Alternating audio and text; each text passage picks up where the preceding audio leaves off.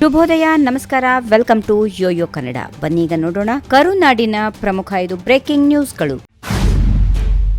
BJP ನಾಯಕರು ಗೃಹಲಕ್ಷ್ಮಿ ಯೋಜನೆಯ ಹಣವನ್ನ ಸಮಯಕ್ಕೆ ಹಾಕುತ್ತಿಲ್ಲ ಎನ್ನುವ ಆರೋಪ ಮಾಡಿರುವ ಹಿನ್ನೆಲೆಯಲ್ಲಿ ಲೋಕೋಪಯೋಗಿ ಇಲಾಖೆ ಸಚಿವ ಸತೀಶ್ ಜಾರಕಿಹೊಳಿ ತಿರುಗೇಟು ನೀಡಿದ್ದಾರೆ. ಬೆಳಗಾವಿಯಲ್ಲಿ ಮಾಧ್ಯಮದೊಂದಿಗೆ ಮಾತನಾಡಿದ ಅವರು, ಹಣ ಹಾಕುವುದು ತಡ ಆಗುತ್ತಿರುವುದು ನಿಜ.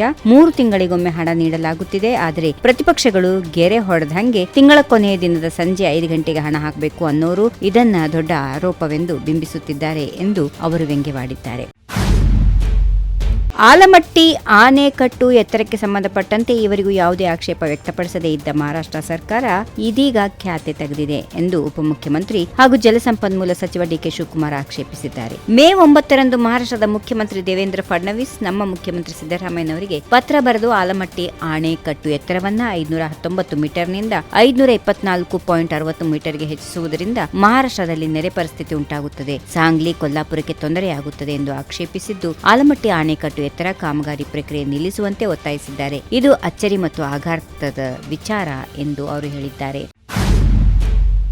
ಸುಹಾಸ್ ಶೆಟ್ಟಿ ಶ್ರದ್ಧಾಂಜಲಿ ಕಾರ್ಯಕ್ರಮದಲ್ಲಿ ಪ್ರಚೋದನಾತ್ಮಕವಾಗಿ ಹೇಳಿಕೆ ನೀಡಿದ ಆರೋಪದ ಮೇಲೆ ಆರ್ಎಸ್ಎಸ್ ಮುಖಂಡ ಕಲ್ಲಡ್ಕ ಪ್ರಭಾಕರ್ ಭಟ್ ವಿರುದ್ಧ ಎಫ್ಐಆರ್ ದಾಖಲಾಗಿದೆ. ಮೇ 12ರಂದು ಬಂಟ್ವಾಳದ ಕಾವಳಪಡೂರಿನ ಗ್ರಾಮದ ಮದುವೆ ಪ್ಯಾಲೇಸ್ ಹಾಲ್ನಲ್ಲಿ ಸುಹಾಸ್ ಶೆಟ್ಟಿ ಶ್ರದ್ಧಾಂಜಲಿ ಕಾರ್ಯಕ್ರಮ ನಡೆದಿತ್ತು. ಇದೇ ಕಾರ್ಯಕ್ರಮದಲ್ಲಿ ಪಾಲ್ಗೊಂಡಿದ್ದ ಕಲ್ಲಡ್ಕ ಪ್ರಭಾಕರ್ ಸಮಾಜದ ಸ್ವಾಸ್ಥ್ಯ ಕೆಡುವುದು ಮತ್ತು ಗುಂಪುಗಳ ನಡುವೆ ದ್ವೇಷ ಬಿತ್ತುವಂತೆ ಪ್ರಚೋದನಾಕಾರಿ ಹೇಳಿಕೆ ನೀಡಿರುವ ಆರೋಪ ಕೇಳಿಬಂದಿದೆ. ಹೀಗಾಗಿ ಬಿಎನ್ಎಸ್ 353/2 ಅಡಿ ಪ್ರಕರಣದ ಅಡಿಯಲ್ಲಿ ಎಫ್ಐಆರ್ ದಾಖಲು ಮಾಡಲಾಗಿದೆ.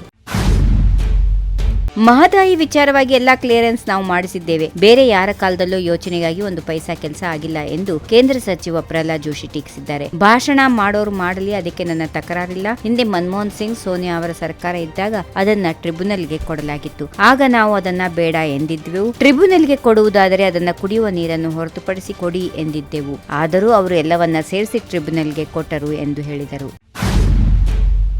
ಆರ್ಎಸ್ಎಸ್ ಮುಖಂಡರ ವಿರುದ್ಧ ಎಫ್ಐಆರ್ ಮತ್ತು ಬಿಜೆಪಿ ಹಿಂದೂ ಮುಖಂಡರ ಗಡೀಪಾರು ವಿಚಾರಕ್ಕೆ ಸಂಬಂಧಪಟ್ಟಂತೆ ರಾಜ್ಯ ಕಾಂಗ್ರೆಸ್ ಸರ್ಕಾರದ ವಿರುದ್ಧ ಬಿಜೆಪಿ ರಾಜ್ಯಾಧ್ಯಕ್ಷ ಬಿವೈ ವಿಜೇಂದ್ರ ಹರಿಹಾಯ್ದಿದ್ದಾರೆ. ಪಾಳೆಗಾರಿಕೆ ಹಂಗಿಸುವ ರೀತಿ ಸರ್ಕಾರದ ಆಡಳಿತ ನಡೆಯುತ್ತಿದೆ. ಸರ್ಕಾರದಿಂದ ನಮ್ಮ ಕಾರ್ಯಕರ್ತರನ್ನ ಅಪಮಾನ ಮಾಡಲಾಗುತ್ತಿದೆ. ಸುಹಾಸ್ ಶೆಟ್ಟಿ ಹತ್ಯೆ ಆರೋಪಿಗಳನ್ನ ಇದುವರೆಗೂ ಬಂಧಿಸಿಲ್ಲ. ಇದೇ ರೀತಿ ಮುಂದುವರೆದರೆ ಮುಂದಿನ ಬೆಳವಣಿಗೆ ಸರ್ಕಾರವೇ ಹೊಣೆ ಎಂದು ಎಚ್ಚರಿಕೆ ನೀಡಿದರು.